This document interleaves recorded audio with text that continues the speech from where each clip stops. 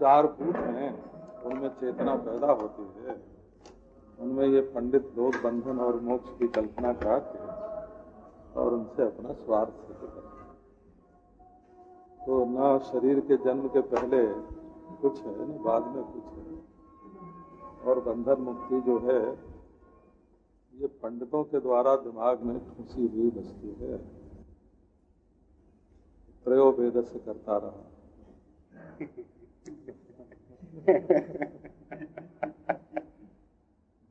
धूर्त भंड निशाचरा।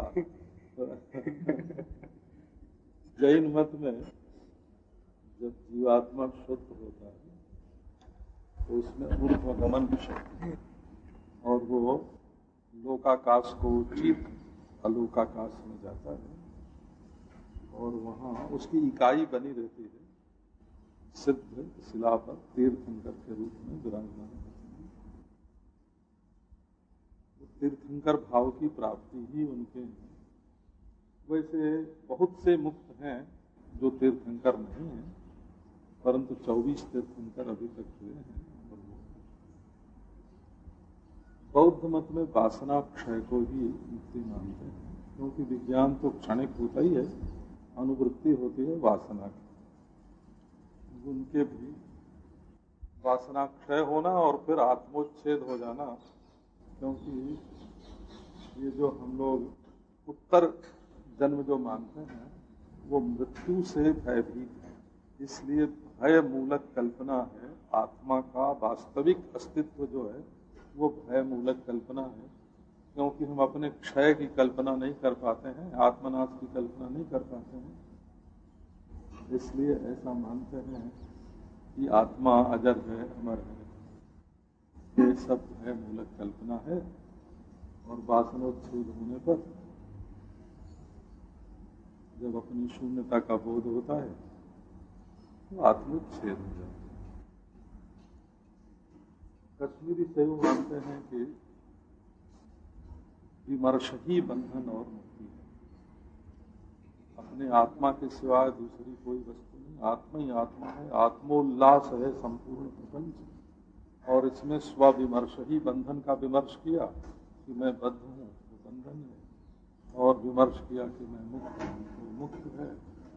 तो विमर्श मात्र ही बंधन मुक्ति का भेद है, आत्मा में किसी प्रकार का भेद नहीं। ये हमारे जो न्याय सांख्य और मीमांसा है ये आत्मनिष्ठ मुक्ति स्वीकार करते हैं। आत्मनिष्ठ मुक्ति का अभिप्राय ये है कि दुख, जन्म, प्रवृत्ति, दोष और मिथ्या ज्ञान, इनकी मिथ्या ज्ञान निवृत्ति का अर्थ प्रपंच की निवृत्ति नहीं है, बल्कि प्रपंच के ये सारे पदार्थ जैसे हैं उनको उस रूप में जानना, और आत्मा को भी जैसा आत्मा है ज्ञानादि गुणक, हाँ, वैसा उसको जान लेना। यही मिथ्या ज्ञान का अपाय होने पर निःश्रेयस का। तो न्याय जो है वो प्रमाण प्रधान है और वैशेषिक पदार्थ प्रधान है। सिद्धांत प्रायः कुछ बातों को छोड़कर मिलते जुलते हैं। सांख्य और योग में भी मुक्ति आत्मनिष्ठ की है, तो उसमें भी सांख्य जो है वो सिद्धांत का प्रतिपादन करते हैं, विवेक प्रधान है। और योग वो उपाय है जिसके द्वारा सांख्योक्त तत्व का साक्षात्कार होता है। पहले क्लिष्ट वृत्तियों की निवृत्ति, फिर अक्लिष्ट वृत्तियों का निरोध, अविद्या वंश में संसार और प्रकृति वंश में ये समग्र जगत। तो यहाँ दृश्य के उपराग से ही दृष्टा में बंधन है, जहाँ उपराग नहीं वहाँ दृष्टा नित्य मुक्त, परंतु उसमें प्रपंच से मैं अन्य हूँ और अनेक दृष्टा है और एक ईश्वर भी है जिसका ध्यान करके समाधि लगाई जाती है। यद्यपि अंततः ईश्वराकार वृत्ति का भी निरोध हो जाता है, विवेक ख्याति पर होने पर उनके यहाँ आनंद नहीं है। ये जो आत्मनिष्ठ मुक्ति है न्याय वैशेषिक की, उसमें दुखा भाव है, और सांख्य योग में भी दुखा भाव को ही मुक्ति कहते हैं। पूर्व मीमांसा में प्रपंच संबंध विलय का नाम पार्थसारथी मिश्र ने शास्त्र दीपिका में स्पष्ट रूप से मोक्ष की परिभाषा की, प्रपंच संबंध विलय मोक्ष। ये जो वेदांती लोग उनको स्वर्गादि का प्रतिपादक मान के मीमांसकों का इनसे उड़ाया करता है, तो वो कुछ बहुत सिद्धांत की बात है। परंतु वहां भी लय प्रपंच संबंध विलय दशा में जीव भेद की प्रतीति नहीं होती, भान नहीं होता, परंतु जीव भेद तो घटता ही है। अब ये जो हमारे उपासक गण हैं, शैव शाक्त वैष्णव, ये भगवान निष्ठ मुक्ति को मानते हैं, तत्पदार्थ निष्ठ। कौन पदार्थ निष्ठ मुक्ति में न्याय वैशेषिक, सांख्य जो पूर्व मीमांसक, और शैव, कश्मीरी शैव, बौद्ध, जैन, ये सब कौन पदार्थ निष्ठ के प्रतिपादक हैं। और हमारे जो उपासक गण हैं वो भगवान निष्ठ मुक्ति के प्रतिपादक हैं। उसमें जीव का सायुज्य होता है भगवान से। ये चार प्रकार की मुक्ति को दार्शनिकों में विशेष आदरणीय नहीं है, जो सारष्टी, सामीप्य, सालोक्य। सारष्टी माने अधिकार की प्राप्ति, जैसे राज्यपाल बना दिया किसी प्रदेश, ब्रह्मादि का पद दे दिया, ये सारष्टी। और सालोक्य, जिस नगर में भगवान रहते हैं उस नगर का नागरिक बना दिया। और सारूप्य, जिस वेशभूषा को धारण करते हैं वो वेशभूषा दे दी। और सामीप्य, वनमाला आदि के रूप में दे दिया। और सायुज्य माने अपने में भेद सहिष्णु अभेद, उसको बोलते हैं। जीव का किंचित भेद बना रहता है, क्योंकि ईश्वर बंधन और मुक्ति दोनों देने में समर्थ है। इसलिए वो मुक्त को भी बद्ध कर सकता है और बद्ध को भी मुक्त कर सकता है। यदि ऐसा सामर्थ्य ईश्वर में न माने तो ईश्वर की ईश्वरता ही बाधित हो जाएगी मुक्ति दशा में। इसलिए जय विजय को वैकुंठ से भी गिराना पड़ता है, और जो अत्यंत पतित अजामिलादि हैं उनको भी मुक्ति के मार्ग पर ले जाना पड़ता है। ईश्वर के ईश्वरत्व की रक्षा भाव। अब आर्य समाजी आदि जैसे हैं, ये सामाजिक संस्था हैं, दार्शनिक कक्षा में इनको लेने की कोई आवश्यकता नहीं है। इनके कर्म से मुक्ति होती है, और कर्म का वेग समाप्त हो जाने पर फिर संसार में आना पड़ता है, जन्म भी। अब इनमें से सारष्टी, सालोक्य और सारूप्य और सामीप्य और सायुज्य। तो सायुज्य मुक्ति को वैष्णव लोग जो आचार्य हैं, मध्वाचार्य और मार्गाचार्य, भिन्न भिन्न संप्रदायों के शास्त्रीय आचार्य हैं, वो सायुज्य को ही मुक्ति स्वीकार करते हैं। और ये चार प्रकार की जो मुक्ति है, ये पौराणिक मुक्ति है, दार्शनिक पक्ष में हाँ, माने ईश्वर के संकल्प में वो जीव मिल गया। जैसे हम लोग कोई पानी पीते हैं, उससे हमारा जल के साथ साथ में हो गया, परंतु कभी कभी उसका दमन भी किया जा सकता है। तो भगवान जब स्वयं अवतार लेके आते हैं, तो जैसे स्वयं अवतार ग्रहण करते हैं, वैसे मुक्त जीवों को भी अपने साथ लेके आते हैं। नित्य मुक्तों का भी अवतार भगवान के साथ होता है। ऐसा ये जो अद्वैत वेदांतियों की मुक्ति है, ये न केवल आत्मनिष्ठ है और न भगवाननिष्ठ है। ये तो वाच्यार्थ का निषेध करके लक्ष्यार्थ में एकता रहती है। इसी से साधन में भी अंतर पड़ता है। किसी को विवेक से मुक्ति होती है, किसी को योग से मुक्ति होती है, किसी को भगवत कृपा से मुक्ति होती है। परंतु अद्वैत वेदांत में केवल अज्ञान निवृत्ति से ही मोक्ष होते हैं। तो उसमें यह है कि जो वस्तु अज्ञान से मालूम पड़ती है और अज्ञान की निवृत्ति से निवृत्त हो जाती है, वस्तुतः वो भान काल में भी नहीं होती। तो माने अज्ञान से यदि हम सोने को पीतल समझें तो पीतल समझने के काल में भी वो सोना ही है, पीतल नहीं है। और ज्ञान से जिसकी निवृत्ति होती है वो अज्ञान काल में भी वस्तुतः नहीं है। तो इसी से अथातो ब्रह्म जिज्ञासा को ज्ञान से प्रारंभ करके अनावृत्य शब्दार्थ प्रमाण से। अब ये जो वेदांतियों की मुक्ति है इसमें केवल दुखाभाव रूप मोक्ष नहीं है, ये सुख स्वरूप मोक्ष, क्योंकि आत्मा ही परम प्रेमास्पद है, सुख स्वरूप है। जो वै भूमा तत्सुखम आनंदो ब्रह्म इति व्यजानात् नान्ते सुखमस्ति बहुत रसो वैसा। ये सब श्रुतियां जो हैं ये परम प्रेमास्पद आत्मा को रस स्वरूप है। तो जहाँ भगवान निष्ठ मुक्ति का प्रतिपादन करना होता है वहाँ ज्ञान विशिष्ट प्रीति जो है वो मुक्ति का हेतु होती है। वहाँ ज्ञान विशेषण रहता है, क्योंकि भगवान भी विशिष्ट है, भगवान स्वयं चिद विशिष्ट है। अतएव वहाँ शुद्ध ज्ञान से मुक्ति नहीं होती है, वहाँ विशिष्ट ज्ञान से मुक्ति होती है। तो ज्ञान विशिष्ट भक्ति से मुक्ति और भक्ति विशिष्ट ज्ञान से मुक्ति। तो जहाँ भक्ति विशिष्ट ज्ञान होता है वहाँ ये वैष्णव लोग उसको मुक्त मुक्ति नहीं मानते हैं। जहाँ ज्ञान विशेषण होता है और भक्ति प्रदान होती है वहाँ भक्ति के द्वारा स्वीकार है।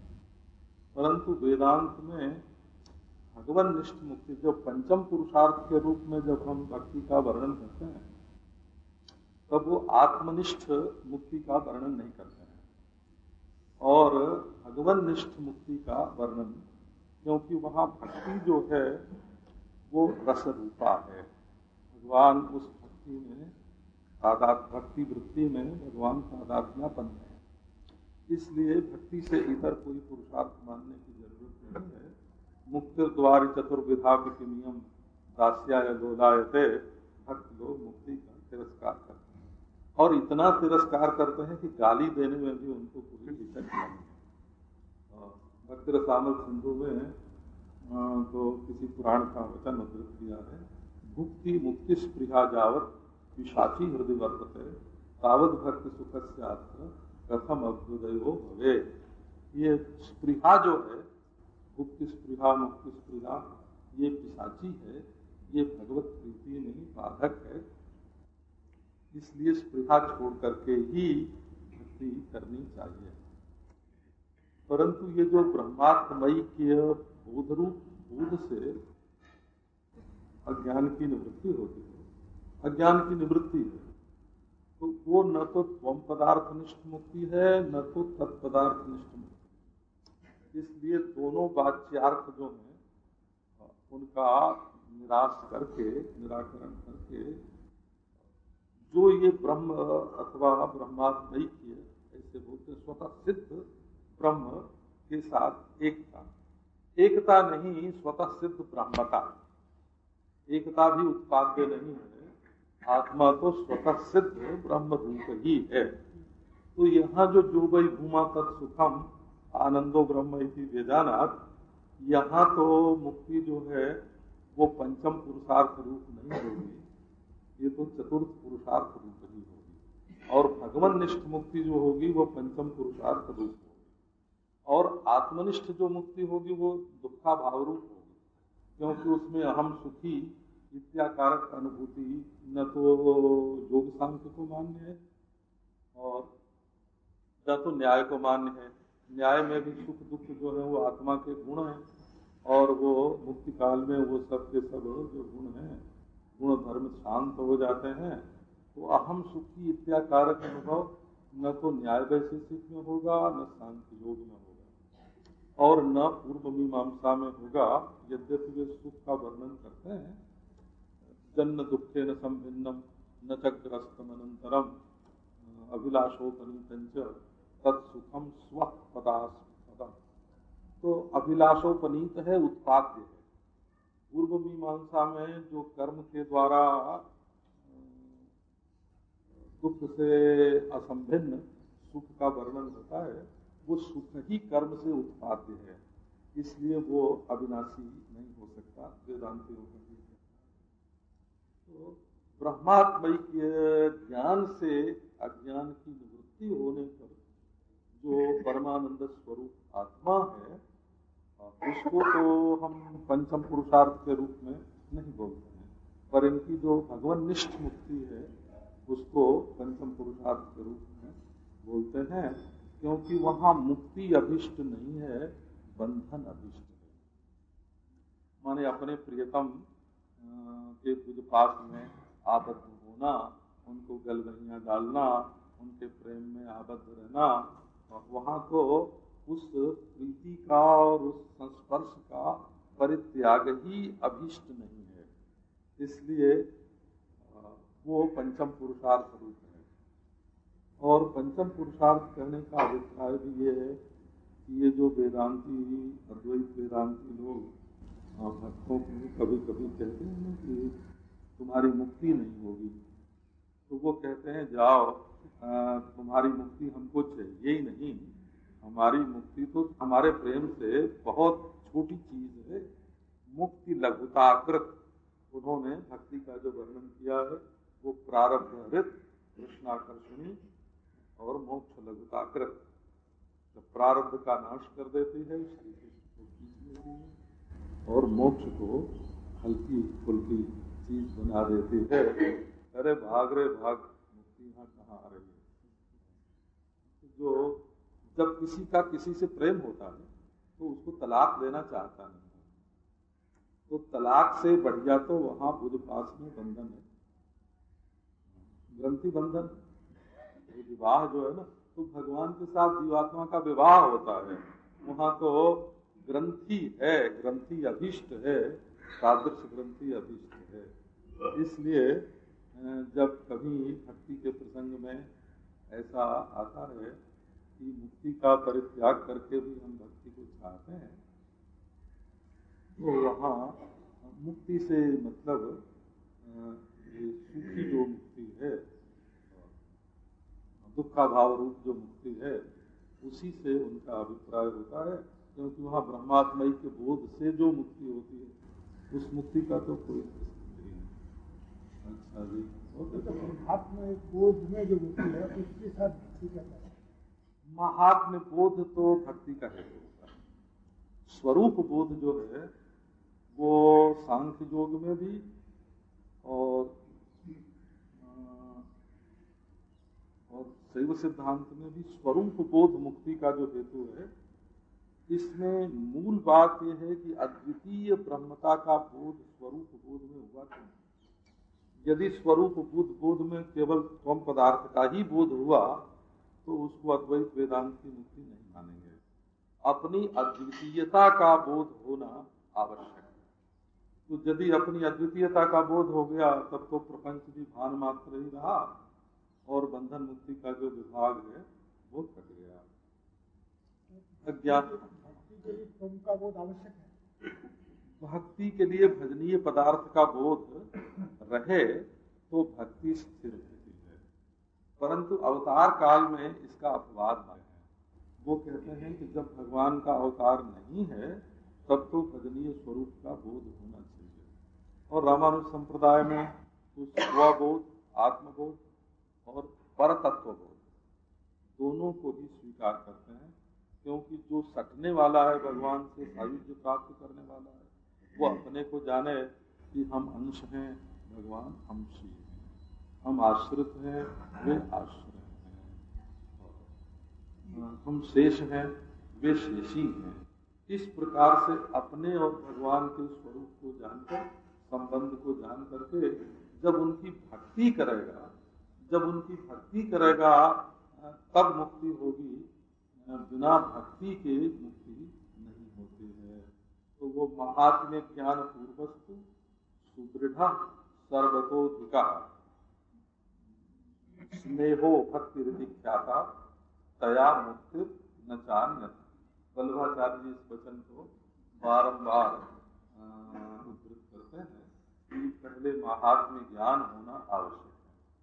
परंतु अवतार काल में चाहे अज्ञानाद अथवा ज्ञानाद कैसे भी आकर्षण भगवान की ओर हो जाए, जैसे कि ब्रज में बोलते हैं कि वृक्ष भी भगवान को नमस्कार करते हैं, लताएं खिलती हैं, पृथ्वी भी रोमांचित होती है और जल का प्रवाह भी स्थगित हो जाता है और वायु भी सेवा करती, तेज भी अपनी तेजस्विता को दबा देता है भगवान के सामने, आकाश भी फैल जाता है।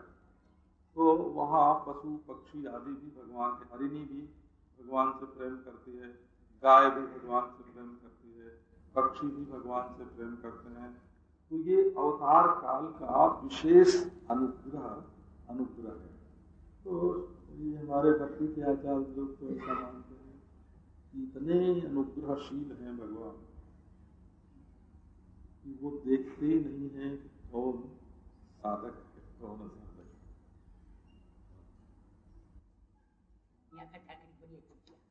वहाँ रास होगा बाबा और यहाँ का 10 बजे तक चलेगा। भागवत तो वेदांत सार है ना, हमको जो उपनिषदों का जो सार है, जो तात्पर्य है उपनिषदों का, वही भागवत का भी तात्पर्य मानते हैं।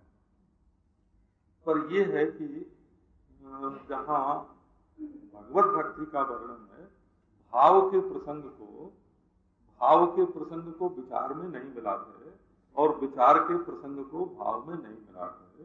भक्त लोग भावुक होते हैं और वो अपनी भावना के द्वारा भगवान से मिलते हैं, और विचार लोग जरा अद्रुत चित्त के होते हैं, तो जो उनको भगवान प्रतीत नहीं होता है उसका निषेध करके अपने स्वरूप में स्थित होते हैं। तो भक्त लोग तो जो दिखता है उसी में भगवत बुद्धि करते हैं, और ये जो अद्वैती हैं ये जो दिखता है उसका तिरस्कार करके अपने स्वरूप में स्थित होते हैं। तो दोनों का जो पंथा है वो पृथक पृथक है। इसलिए भाव मार्ग में विचार को और विचार मार्ग में भाव को मिश्रित किए बिना उनका वर्णन करते हैं। अब ये कहो कि कोई ज्ञानी भक्ति कर सकता है कि नहीं, तो ये बात, ज्ञानी संसार कर सकता है, ज्ञानी बच्चे पैदा कर सकता है, ज्ञानी राज्य कर सकता है, सम्यक ज्ञानिना चरितुम सत्यम सम्यक राज्यादि लौकिकम, ज्ञानी युद्ध कर सकता है, हत्वापि सैमान लोकान नहन्ति न निबध्यते, जस्य भागवत में सैनापत्यम च राज्यम च दंड नेतृत्वमेव च सर्वलोकाधिपत्यं च वेद शास्त्र विदर्भति। तो ज्ञानी भक्ति नहीं कर सकता, ये बात ज्ञानी को निषेध का विषय बनाना, वो विधि निषेध का विषय रहता नहीं। इसलिए न तो वो विधि से भक्ति करता है और न तो वो निषेध से भक्ति से निवृत्त होता है। दोष बुद्धो भयातीतो निषेधात् न निवर्तते, उभयातीतः पुरुषः निषेधात् निवर्तते, किंतु दोष बुद्धिया न, उसकी दोष बुद्धि है ही नहीं है तो निवृत्त कहाँ से होगा। गुण बुद्धिया च विहितम न करोति, उभयातीतः पुरुषः विहितम करोति किंतु गुण बुद्धिया न करोति, इनसे हमको स्वर्ग आदि की प्राप्ति होगी इसके लिए नहीं करता है। तो जैसे अद्वेष्टवादी तत्वज्ञ का स्वभाव है, उसी प्रकार ज्ञानी का स्वभाव यदि पूर्व संस्कार से भक्ति का बना हुआ है तो उसको भक्ति करने से तम निषेधुम क्षमेत का, यदृच्छया वर्तमानम तम निषेधुम क्षमेत का, एतस्य कृतकृत्यत्वात् शास्त्रमस्मान् निवर्तते। ये तो कृतकृत्य है, इसलिए शास्त्र के विधान से न तो भक्ति करता है और न तो किसी के निषेध करने से उसका निषेध मानता है, किसी का आज्ञाकारी नहीं। इसका सहज स्वभाव है, यदि सहज स्वभाव है तो भक्ति करे और नहीं तो जाके बालू में लेते। और महाराज रागिनो भोगिनो योगिनश्चेतरे दृश्यते ज्ञानिनाम नैकर उपास्थिति, स्वराज सिद्धि में ये श्लोक आया। भोगिनो योगिनो रागिणश्चेतरे, कहीं भोग करता है, कहीं योग करता है, कहीं राग करता है। ज्ञानी जो है वो कि सारे ज्ञानी एक रूप रहें, ऐसा कहीं देखने में नहीं आता है। जैसे यहाँ सुना योग तो यहाँ ये सुन करके तो जिज्ञासा उत्पन्न हुई ब्रह्म को प्राप्त कर, इसके आधार पर तो अथा तो जिज्ञासा अधिकारी को प्राप्त की।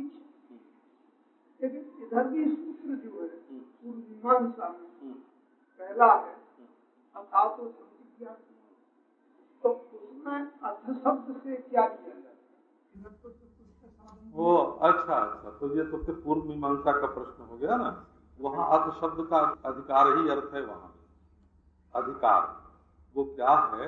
अर्थी, समर्था, विद्वान, शास्त्रेण अपर्युदस्ता।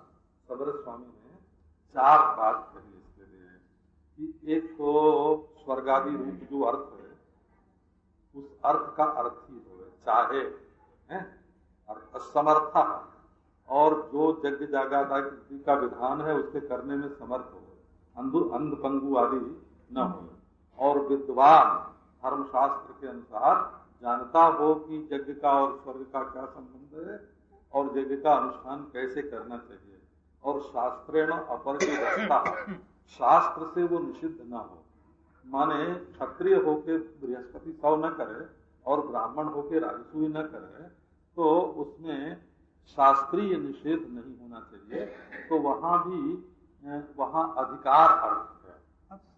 हाँ, ये 4 बात। और यहाँ ब्रह्मसूत्र में जो है वो हमारे शंकराचार्य आदि जो हैं वो आनंतर्य अर्थ मानते हैं।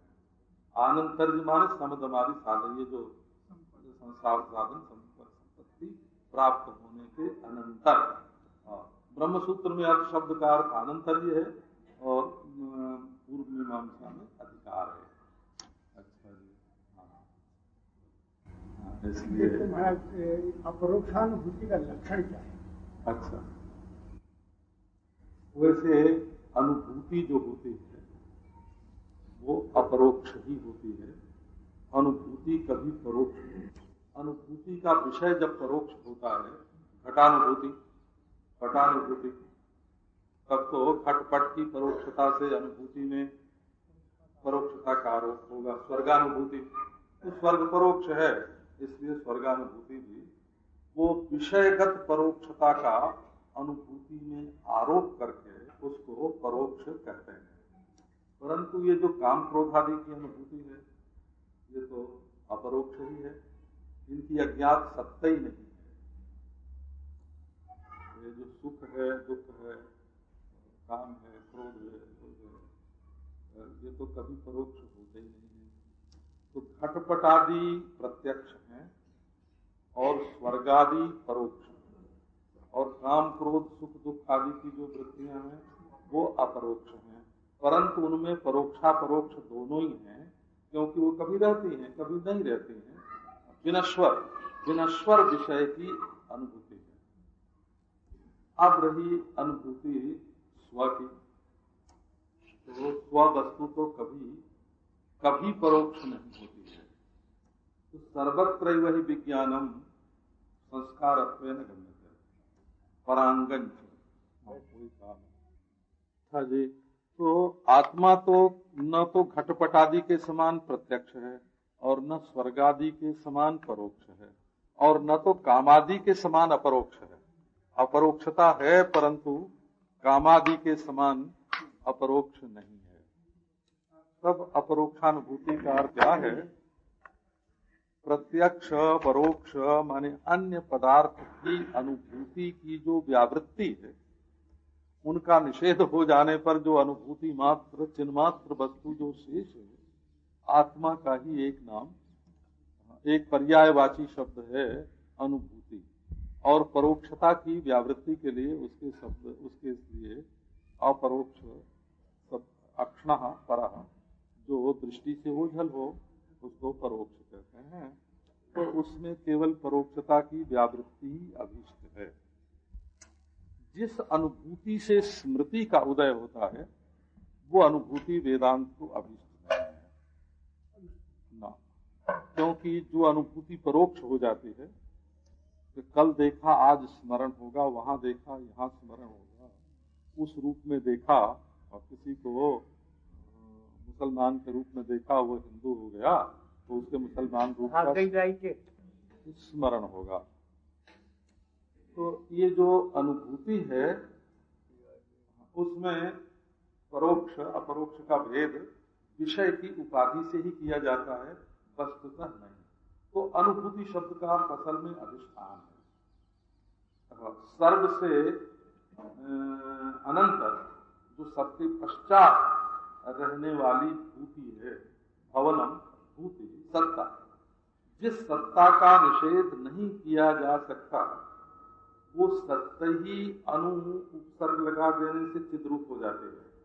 अनुभूति जो है वो चिद्रूप हो जाती है, परंतु अन्य विषयक जो अनुभूति वो संस्कार रूप से रहती है और उसमें स्मृति होती है। और अन्य की जो अनुभूति है उसको अन्य के का ज्ञान होने पर उसकी प्राप्ति के लिए प्रयास करना पड़ता है, परंतु स्व का ज्ञान होने पर स्व की प्राप्ति के लिए कोई प्रयास नहीं करना पड़ता। इसलिए आत्मविज्ञानार्थ अन्यत्र, आत्मविज्ञान को छोड़कर दूसरे जो विज्ञान हैं वो विज्ञान के बाद कर्म में प्रवर्तक अन्य वस्तु को जानेंगे और उसको पाने की चेष्टा करेंगे, और अन्य वस्तु को जानेंगे तो उस ज्ञान का संस्कार होगा। परंतु ये जो आत्मानुभूति है ये न तो प्रयत्न जनक है और न तो संस्कार जनक है। यहाँ तक कि न संस्कार जन्य है, ये संस्कार से कि पूर्व जन्म में जो ज्ञान का संस्कार है उससे आत्मा का अपरोक्ष हो जाए, ऐसा भी नहीं। तो घटादि प्रत्यक्ष है, स्वर्गादि परोक्ष है, कामादि अपरोक्ष है, और ये जो आत्मदेव है ये साक्षात जब साक्षात अपरोक्षात ब्रह्म, जब साक्षात अपरोक्षात ब्रह्म है। इसमें ऐसा है कि यदि ब्रह्म पदार्थ हमसे अन्य हो गए तो दृश्य है कि अदृश्य है। यदि दृश्य है तो घटपटादि के समान जड़ है, और यदि अदृश्य है तो कल्पना मात्र। नित्य अदृश्य होने पर कल्पना मात्र है और दृश्य होने पर घटपटादि के समान है। और यदि ये आत्मा ब्रह्म से पृथक है तो परिच्छिन्न है, और परिच्छेद जो होगा वो दृश्य ही होगा। तो इसलिए दृश्यगत जो परिच्छेद है वो दृष्टा का परिच्छेदक कभी हो नहीं सकता। इसलिए ब्रह्म से अपने को अलग मानना परिच्छिन्न, जैसे तलवार से किसी ने काट दिया हो, ब्रह्म से अलग होकर जीवात्मा कट गया और आत्मा से अलग होकर ब्रह्म जड़ हो गया या कल्पित हो गया। तो ब्रह्म की कल्पना मात्रता, कल्पितता मिटाने के लिए और उसकी जड़ता मिटाने के लिए ये आवश्यक है कि ब्रह्म हमसे एक हो, क्योंकि चैतन्य अन्यगत कभी होता ही नहीं। चैतन्य अन्य रूप में कभी नहीं होता, वो साक्षी है और प्रकाशक है, सर्वावभाषक है, स्वयं प्रकाश है, ये आत्मा। तो चैतन्य कभी अन्य नहीं होता, और जो साक्षी है वो कभी अपने दृश्य से परिच्छिन्न नहीं होता।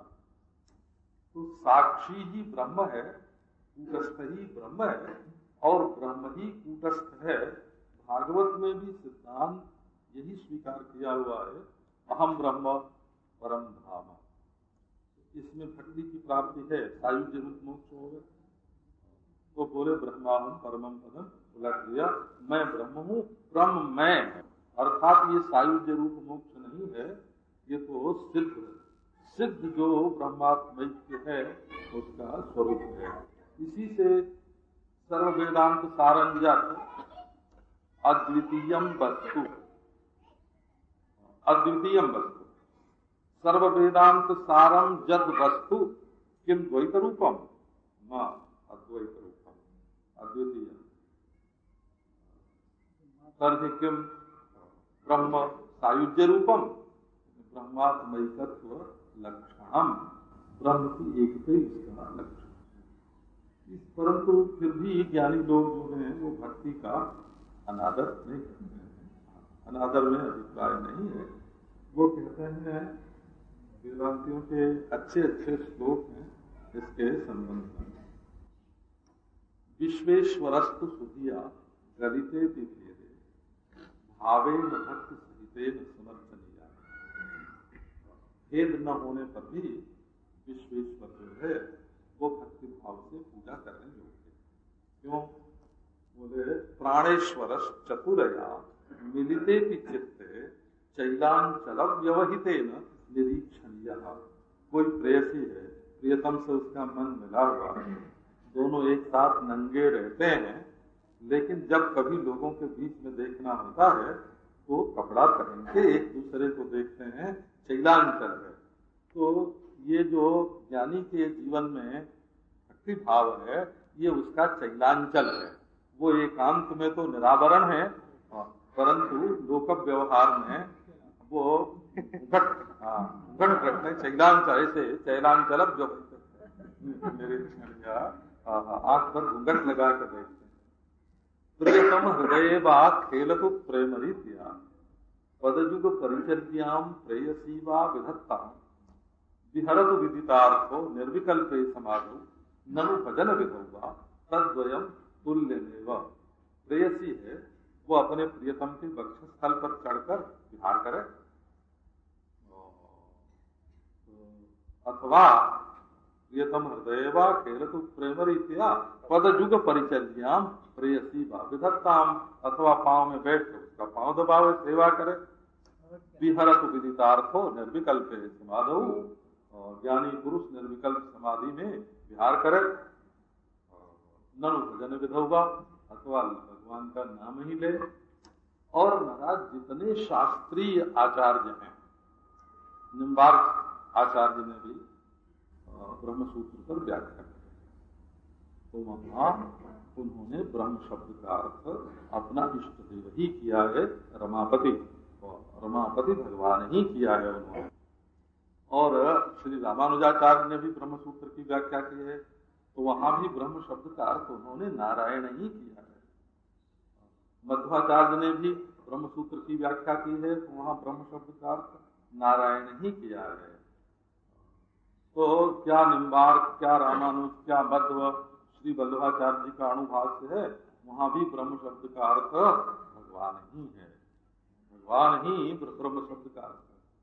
तो ये तो जो बच्चे कहते हैं, माने आचार्यों के सिद्धांत को नहीं जानते, वे लोग ब्रह्म नाम को गाली देते रहते हैं। आचार्य तो कोई ऐसे नहीं है। रामानंदाचार्य का आनंद भाष्य है, बलदेव विद्याभूषण का गोविंद भाष्य है, और शाक्तों का शक्ति भाष्य भी ब्रह्मसूत्र पर है, शैवों का श्रीकंठ भाष्य है, श्रीकर भाष्य है, शिवार्कमणि देवी का है। वो सर्वत सभी के सभी सब के सब ब्रह्म शब्द का अर्थ अपना अपना इष्ट देव ही करते हैं। इसमें क्या हुआ कि नाम रूप तो हो गए अनेक और ब्रह्म पदार्थ रहा एक, इसलिए अध्यारोपापवाद न्याय से ही ब्रह्म की व्याख्या सर्वत्र होगी, और उनके जो नाम रूपात्मक इष्ट देव होंगे वो अध्यारोप की कक्षा में ही आवेंगे। ये सर्वथा निश्चित है। क्या 8 बजने वाले हैं कि नहीं? नहीं जी, देर था।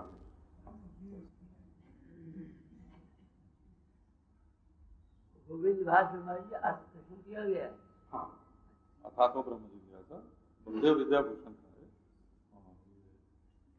वैसे तो श्री चैतन्य महाप्रभु के संप्रदाय में वेदांत माने उपनिषद और गीता और भागवत और ब्रह्मसूत्र सबको ही मानते हैं, परंतु वे उपनिषद और ब्रह्मसूत्र दोनों का व्याख्यान तो 18 अध्याय की गीता का मानते हैं, और 18 अध्याय की गीता को 18,000 श्लोक जो श्रीमद् भागवत में है, ये अन्यता प्रकाशिकाकार जो हैं गंगा सहाय दरट, उन्होंने ही पहले भागवत के अक्षर अक्षर गिने, और 1.5 श्लोक कम 18,000 की कल्पना उन्होंने ही करी। तो उन्होंने उदास और ये अनुष्टुप के 32 अक्षर और पुष्पिका सबको गिनकर 1.5 अक्षर कम।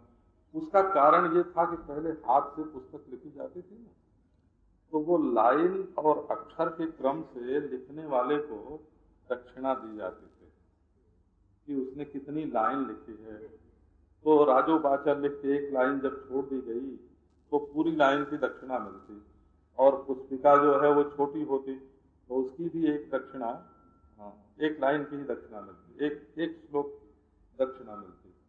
और जो दंडक हैं और गाथा छंद हैं, दंडक हैं, उनमें भी 32 अक्षरों का ही एक श्लोक मान करके, क्योंकि कोई श्लोक है तो वो बहुत अक्षरों वाला है, दंडक है उसमें सैकड़ों अक्षर पढ़ते हैं, अब एक श्लोक गिन के उनको दक्षिणा दी जाए तो कैसे मिलेगी, तो बेचारों को क्या मिलेगा। हमारे घर में लिखे हुए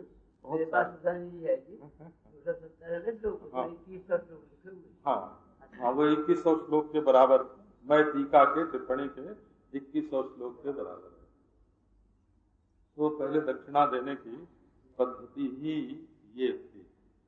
दयानंद जी ने उपनिषद, ब्रह्मसूत्र और गीता, इन तीनों, गीता को तो थोड़ी बहुत मानते हैं और ब्रह्मसूत्र और उपनिषदों को तो वो सर्वथा मानते ही नहीं हैं, बल्कि ये कहते हैं कि दक्षिणी लोगों ने माया जाल रच करके उत्तर भारतीयों को फंसाया, ये उनका षड्यंत्र है। ये शंकर, रामानुज, मध्वादी जो हैं ये सब दक्षिण भारत से आए और उत्तर भारत में इन्होंने लोगों को ये वैदिक संस्कृति जो उनकी है ना, क्या नाम है, वैदिक संपत्ति रघुनंदन शर्मा की, उसमें वो तो उपनिषद को वेद ही नहीं मानते हैं। अच्छा, उपनिषद तो गई, अच्छा, और गीता जो है ये वेद है नहीं, अच्छा, और ब्रह्मसूत्र को वो मानते नहीं। नहीं बिल्कुल, जब जो उपनिषद को नहीं मानेगा वो उपनिषदों के तात्पर्य निर्णायक ग्रंथ ब्रह्मसूत्र को क्यों मानेगा। इसलिए सबसे पहले आर्य समाजियों में आर्य मुनि जो हुए हैं उन्होंने ब्रह्मसूत्र पर टीका लिखी, तो वो निराकार मीमांसा समझो उसको। एक दिग्विजयी केशवानंद जी थे कनखल में, उदासीन संप्रदाय, तो उन्होंने ब्रह्मसूत्र पर एक टीका लिखी निराकार, और आर्य मुनि जी ने भी ब्रह्मसूत्र पर एक कृति लिखी। तो वो लोग जो सगुण निराकार ईश्वर है, जो न्यायकारी है, वो भक्त परवश नहीं है। और ये सब जो उपनिषद ब्रह्मसूत्र आदि ग्रंथ हैं ये तो बाद के हैं, तो और हम लोगों के भक्तों के जो भगवान है ना, वो तो बस उनके सामने खड़े हो जाए, वो ये नहीं देखते हैं कि क्या है, भेद दृष्टि उनमें है ही नहीं है। यहाँ तक कि दुस्साधन, निस्साधन, दुस्साधन, असाधनानाम, सुसाधनानाम, दुस्साधन, निस्साधन, सुसाधनानाम अपीह गति रेखा सैषा अनुग्रह नामनी श्रीपति लीला निशम जयती। भगवान की ऐसी लीला है कि जब कोई उनके सामने आता है तो देखते ही नहीं है ये दुस्साधन है कि निस्साधन है कि सुसाधन है। दुष्ट से दुष्ट भी हमारे भगवान के सामने आ जाए तो वो अनुग्रह विग्रह हैं और लोगों का कल्याण करने के लिए ही आते हैं। तो आर्य समाज में 4 मंत्रों की संहिता के अतिरिक्त और किसी को मूलभूत प्रमाण वो ग्रंथ को नहीं मानते हैं, और उसके अनुसार जो महाभारत है, वाल्मीकि रामायण है, उसमें भी जो उनके मत के विपरीत नहीं है उसको प्रमाण मानते हैं। और मूर्ति पूजा, श्राद्ध, जन्मना वर्ण, अवतार, ये सब, नरक स्वर्ग, ये सब नहीं मानते हैं। तो वो समाज सेवा के लिए उस समय उनका जो विदेशियों से स्वामी दयानंद जी का पत्र व्यवहार था उनका, उनके पत्र की प्रतिलिपि अभी प्राप्त होती है। तो उसमें ईसाई धर्म से होड़ लेने के लिए माने उनका निराकरण करने के लिए कि तुम लोग जो हमारे धर्म में आक्षेप करते हो हमारे धर्म पर, वो ठीक नहीं है। ऐसा उन्होंने अपना मत बनाया है कि जिससे वो ईसाइयों का सामना कर सकें। तो वो फिर हमारे ईश्वर के पास आर्य समाजियों के सिफारिशी पत्र, पादरी लोग तो सिफारिशी चिट्ठी लिखते थे ना, वो नहीं चलता है। ऐसा उन्होंने, और साकार नहीं निराकार, क्योंकि निराकार साकार को युक्ति से, वेद से तो हम लोग बता भी सकते हैं, परंतु युक्ति से निराकार को सिद्ध करना, साकार को सिद्ध करना बड़ा कठिन होता है। तो ये सब स्वामी दयानंद जी का समाज सेवा का वो मत है, वो अध्यात्म विद्या का मत है। और उन्होंने जो काम किया, वेदों के संबंध में लोगों की महत्व बुद्धि जागृत की, सदाचार का प्रचार किया और लोगों में एक प्रकार की, आइए अच्छा जी।